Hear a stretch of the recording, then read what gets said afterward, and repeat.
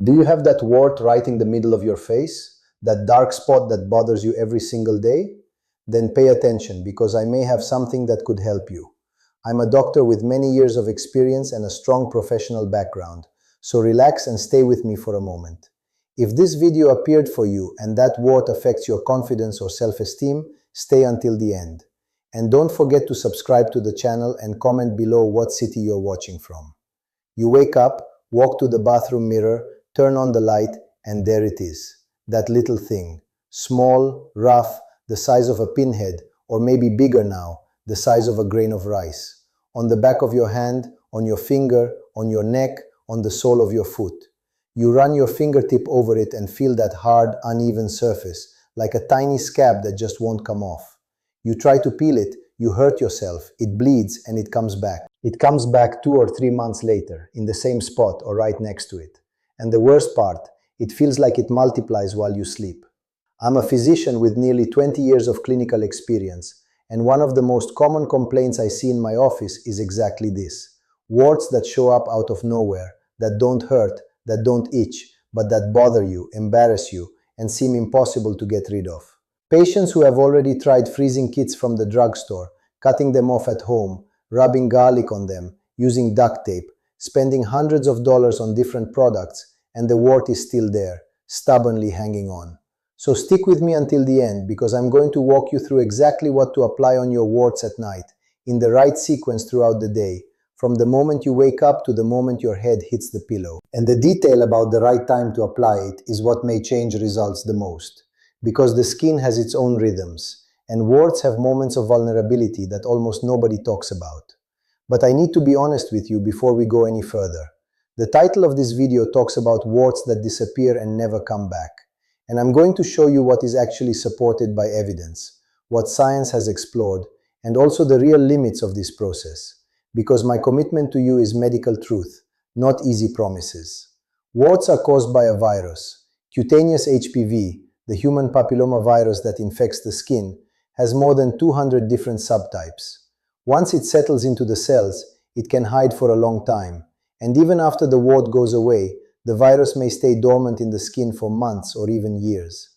That's why more important than just destroying the wart itself is strengthening the terrain so it has fewer conditions to come back. And that's exactly what I'm going to walk you through now. Think with me. The skin is a huge city with millions of inhabitants, which are your cells. Every night while you sleep, this city goes into repair mode. The skin's workers wake up. Defense cells make their rounds, repair cells swap out broken bricks, and the immune system sweeps the streets looking for invaders. The wart virus tends to take advantage of the busy daytime hours to stay hidden. But at night, when the night shift comes out, it gets more exposed. That's why applying treatment before bed may make a real difference. You're handing the active substance directly to the night shift workers. Let's start at the moment you wake up. The first window of the day is between 6 and 8 in the morning. You open your eyes and your body releases a peak of cortisol, the hormone that helps you face the day. And right here there's already an important detail. Cortisol, when it stays chronically elevated because of stress or poor sleep, can suppress skin immunity. In plain English, high stress may make warts harder to clear. I see this in my practice every single week. Margaret, 62 years old, a retired seamstress from Asheville, North Carolina, mother of 3, widowed 5 years ago. She came to my office with 7 warts on her hands. 7. Some on the back, others on her fingers, one on her thumb that bled while she was sewing. She told me, with tears welling up in her eyes, "Doctor, I'm so embarrassed to shake hands. I don't even hold my grandkids' hands anymore." When I looked into her life, I found out she had cared for her sick husband for years before becoming a widow, slept 4 hours a night, lived in constant stress. The warts spread during exactly that period. It was no coincidence. So your first action when you wake up is simple and helpful. Drink a large glass of water at room temperature. The skin is the largest organ in the body and loses moisture during sleep. Hydrating early in the morning may support the function of skin cells. Then expose your skin to morning sunlight for about 10 to 15 minutes. It can be on the porch, by the window, in the backyard. That morning light supports natural vitamin D production, and vitamin D is one of the regulators of skin immunity. Studies published in the Journal of Investigative Dermatology have shown that low vitamin D levels are associated with a higher risk of developing multiple and recurrent warts. Look at how simple this connection is, and almost nobody makes it. Now we get to breakfast, and here lies a piece of information that very few people pay attention to. Warts can be fed by inflammation, and your breakfast plate is the first package of inflammation or defense that enters your body. White toast with sugary jelly, store-bought juice, sweetened cereal, flavored creamers loaded with syrup.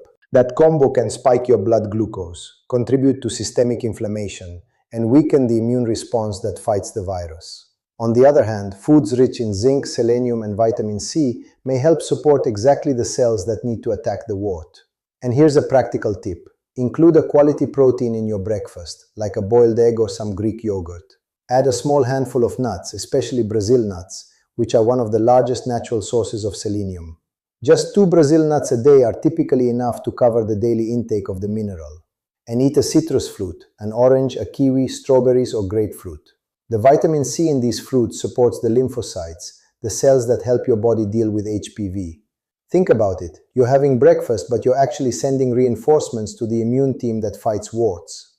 Before we go on, I need to ask you something. If this content is helping you, if you're learning things no one ever explained to you in a regular appointment, please hit the like button right now. That simple gesture helps this video reach more people who suffer with warts in silence, with embarrassment, thinking there's no solution. And if you haven't subscribed to the channel yet, do it now and turn on the bell. And tell me in the comments which city you're watching from. I love seeing where this community of care is growing. We move into mid-morning, between 9 and noon. This is when your immune system is generally at peak activity. And here's a detail that seems small but makes a big difference. Wash your hands with mild soap a few times during the morning, without scrubbing too hard. Cutaneous HPV spreads through contact. Every time you scratch a wart and then touch another part of your skin, you may be planting a new seed. In plain English, that's how one wart can turn into 7. Another detail almost nobody talks about. Don't share towels, nail clippers, loofahs, or foot files. HPV can survive on damp surfaces for hours. That nail clipper everyone in the household uses might be a silent carrier of the virus. Then comes lunch, and here's the point that almost no one mentions. The lunch plate is the biggest opportunity of the day to support your skin's immunity. And the rule is simple. Add color to your plate. At least 3 different colors of vegetables. Carrots, beets, broccoli, squash, spinach, tomato. Each color represents a different group of antioxidants that may help reduce the inflammation the virus needs to thrive. Add a quality protein. Chicken, fish, eggs, or lean beef. Protein is the building block for antibodies. Cut back on white rice and refined carbs, and increase your legumes, beans, lentils, chickpeas. Legumes are rich in zinc, and zinc is one of the minerals most studied for its role in HPV control. A study published in the International Journal of Dermatology followed patients with multiple stubborn warts. Oral zinc supplementation for 2 months was associated with complete resolution of the lesions in close to 80% of cases in that study. 80%. No cutting, no burning, no acid, just supporting the body with the right mineral. Always under medical supervision, because zinc supplementation has limits and shouldn't be taken long-term without guidance. Anthony, 54 years old, a long-haul truck driver from Springfield, Missouri, married, father of 2. He came to my office frustrated. He had a large wart on the sole of his foot, a plantar wart that hurt every time he stepped down from his rig. He had already done 3 sessions of cryotherapy at his dermatologist's office, frozen with liquid nitrogen, and the wart was still there. He told me, almost laughing at himself, "Doc, this wart has traveled with me from Missouri to Texas dozens of times. It's more stubborn than I am." When I looked at his diet, it was gas station coffee with sugar, white bread, fast food, soda, no fruit, no green vegetables. The terrain in his body was favorable to the virus. We adjusted his diet, supplemented zinc with proper monitoring, and over about 4 months, the wart gradually disappeared. Let me tell you something now that changes the whole picture. A wart isn't just a skin problem. It can be a signal that your skin's immune system is asking for help. We move into late afternoon, between 4 and 6 o'clock. This is a great time to get moving. It doesn't have to be a heavy gym session. A 30-minute walk, a light bike ride, a stretching routine. Movement supports lymphatic circulation, and the lymphatic system is the drainage system that helps clear waste from the skin and brings defense cells to areas that need them. Without movement, that drain works less efficiently. and the wart can take advantage of that. Another sensory detail of this time of day. If you sweat, change your clothes right away. Sweat trapped in synthetic fabrics creates a warm, damp environment that's friendly to HPV, especially if the wart is on the sole of the foot or in the groin area. Wear cotton, let your skin breathe, give your body air. Night arrives, and now we're at the most important moment of the day, the moment of direct application on the wart. The question I hear the most in my office is, "Doc, what do I really put on it?" And here's a sequence supported by evidence and clinical experience.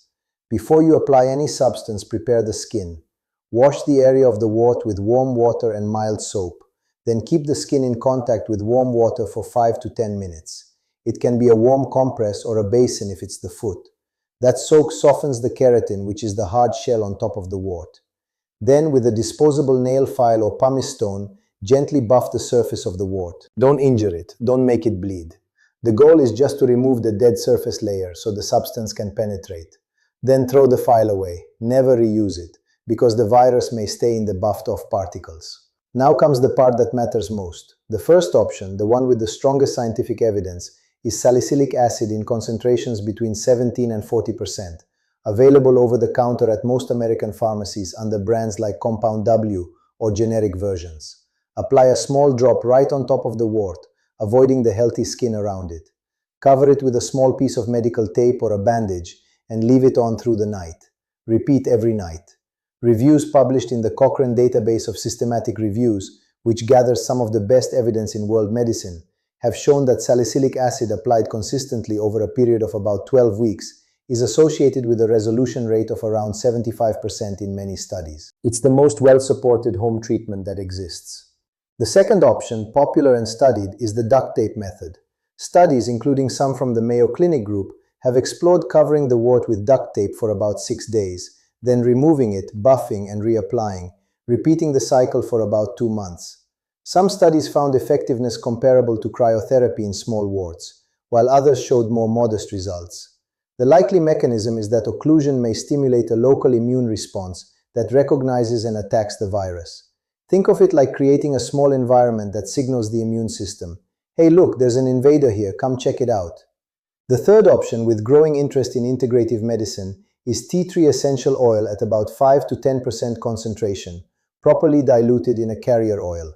One drop directly on the wart at night with a small cotton swab covered with a bandage. Tea tree oil has shown some antiviral activity in laboratory studies. It's not as well supported as salicylic acid, but it's a reasonable alternative for people with more sensitive skin who tolerate it well after a small patch test. And here's a point few doctors take time to explain. Consistency is what tends to win against the wart. Applying it for 3 nights and giving up rarely works.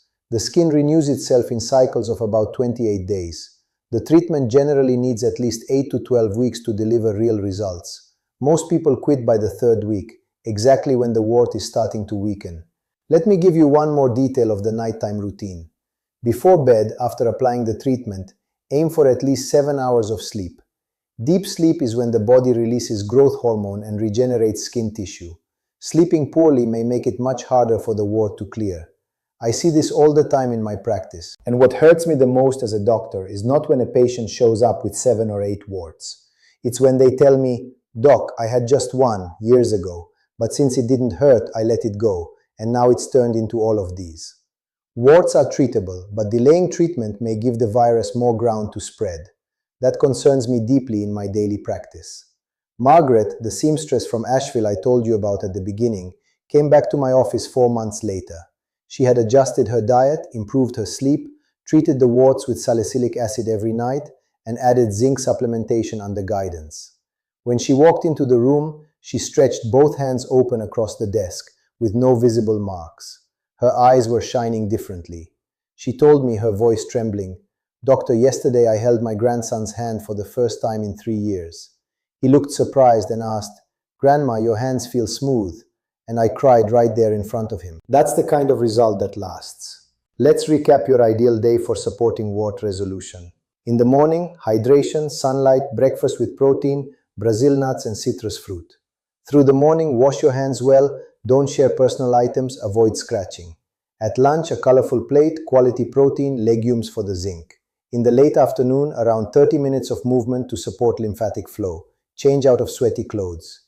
At night, warm soak, gentle buffing of the wart, application of salicylic acid or the duct tape method or diluted tea tree oil, and cover with a bandage. 7 hours of sleep.